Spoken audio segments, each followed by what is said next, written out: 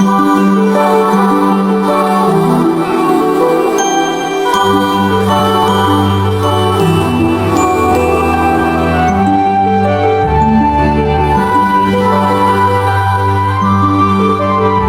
rapat adalah hasil pembicaraan rapat atau pertemuan yang biasanya dibuat dalam bentuk laporan tertulis. Dengan notula diharapkan pembaca mengetahui gambaran jalannya rapat, permasalahan yang dibahas, dan keputusan yang diambil.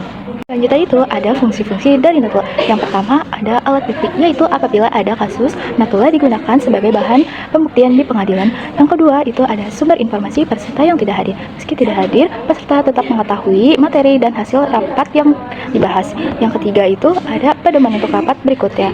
Ketika rapat terdahulu memerlukan tindak lanjut untuk direalisasikan. Yang keempat itu ada alat pengingat peserta rapat. Nah, setelah pembukaan rapat dibacakan notula sebelumnya. Yang kelima itu ada dokumen.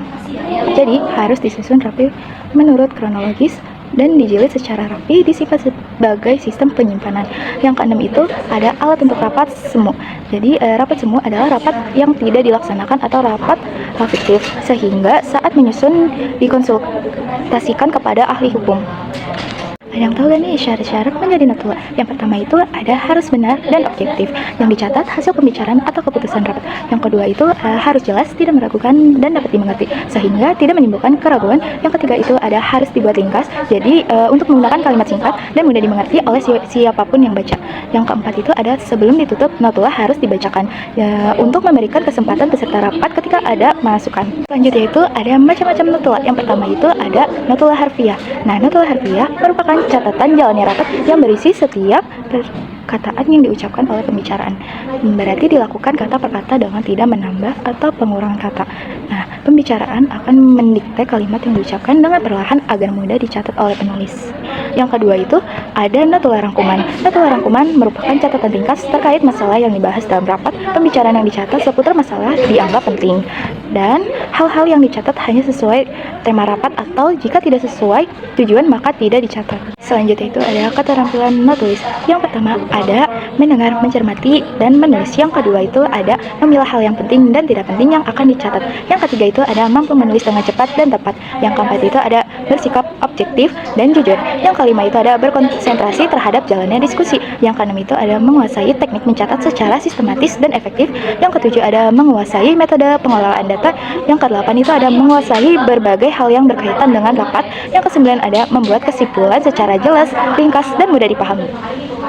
Notulis juga memiliki fasilitas. Yang pertama ada notulis diberikan informasi pelaksanaan rapat atau tujuan rapat, masalah yang akan dibahas, jenis rapat, serta materi yang akan dirapatkan untuk mendalami. Yang kedua itu ada notulis diberikan kesempatan untuk menyampaikan pernyataan atau pertanyaan saat rapat berlangsung.